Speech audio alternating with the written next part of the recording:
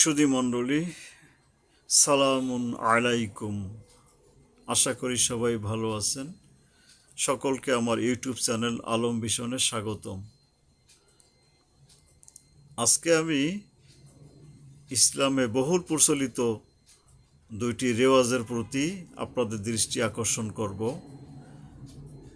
সে বিষয় দুটি হলো পারস্পরিক সালাম বিনিময়, আর একটি হইল শয়তানের কুমন্ত্রণা থেকে রক্ষা পাওয়ার জন্য আল্লাহর কাছে যে দোয়া করে থাকি বা আল্লাহর আশ্রয় চেয়ে থাকি, সেই দোয়া অর্থাৎ আউযুবিল্লাহ বিসমিল্লাহ আমরা পড়ি সেই ব্যাপারে।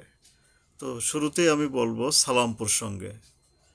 পবিত্র কুরআনের সূরা আনআম এর ৫৪তম আয়াতের একটি অংশে আল্লাহ তাআলা নবী সাল্লাল্লাহু আলাইহি সাল্লামকে যেভাবে সালামের কথা বলেছিলেন বা শিক্ষা দিয়েছিলেন সেটি হলো, আমি আপনাদের সৌজন্যে শুধু বাংলাটা পড়ে শোনাচ্ছি, সালামের অংশটুকু মূলত।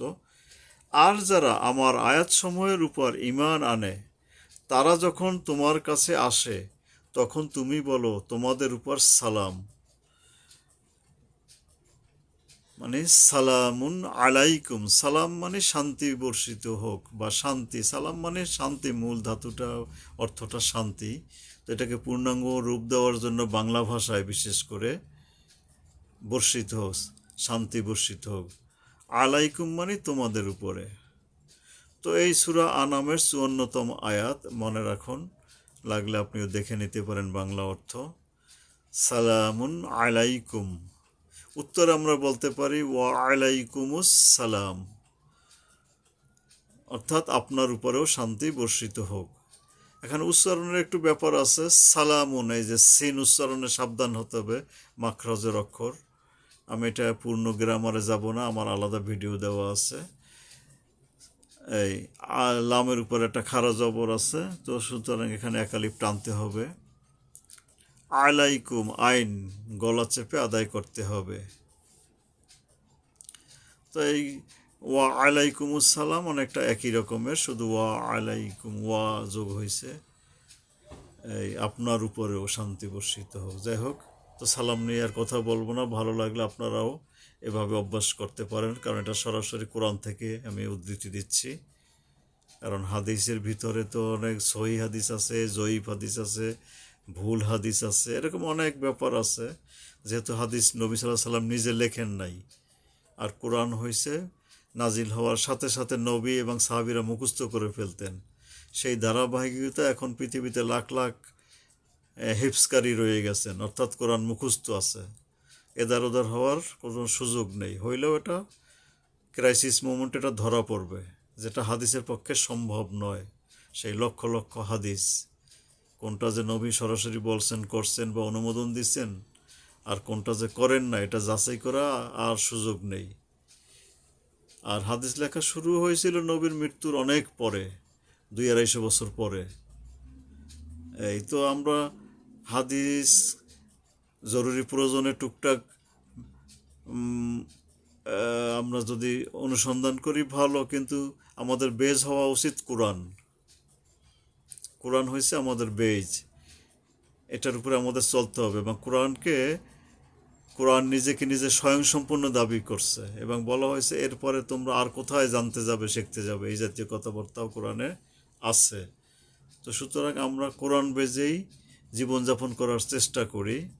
আর তো আগেই বললাম হাদিসের কথা।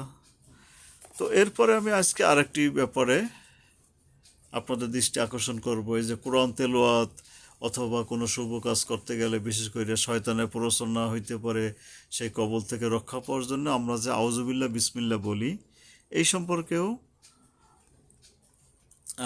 কোরআনের আয়াত রয়ে গেছে। কিন্তু আমি জানি না সেখানেও এই যে আউযুবিল্লাহ বিসমিল্লাহ বইলা শুরু করা হয়, এটা কোথার থেকে কেমনে চালু হয়েছিল আমিও জানি না।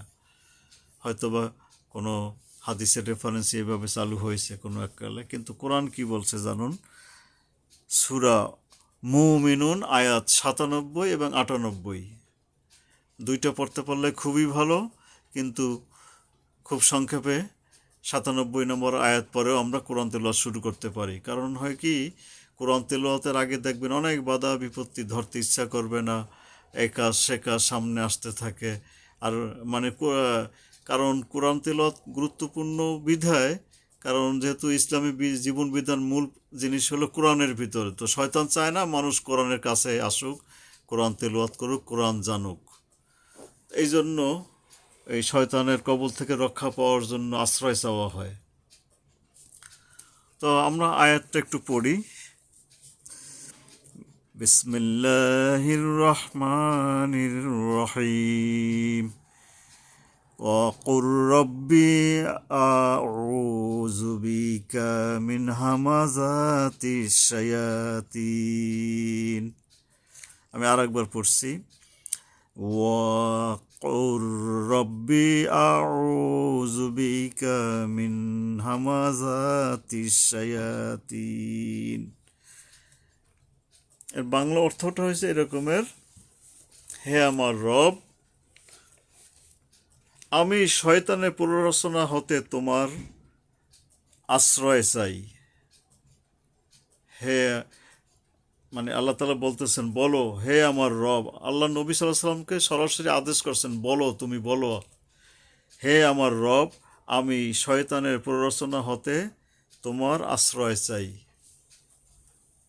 তো সুন্দর, ছোটোর ভিতরে সুন্দর আয়াত। তো আমরা একটু মুখস্থ করে নিলে চলতে সুবিধা হবে। পরে আয়াতে আর গেলাম না, প্রয়োজন হইলে আপনারা ওই আয়াতও পড়ে নেবেন, জেনে নেবেন। তো এভাবে আমরা এরপরে বিসমিল্লাহ এবং এই যে শেষে যেটুক পড়লাম 97 নম্বর আয়াত, এইভাবে পড়ে আমরা কোরআন তেলাওয়াত শুরু করব। বা যেখানেই আশঙ্কা করব শয়তান আমাকে টেনে ধরবে, কুমন্ত্রণা দিবে, বাস আমরা এইভাবে বিসমিল্লাহ তারপর এরকমের আয়াতটি তেলাওয়াত করে শুরু করতে পারি। তো সবাইকে ধন্যবাদ। সালামুন আলাইকুম।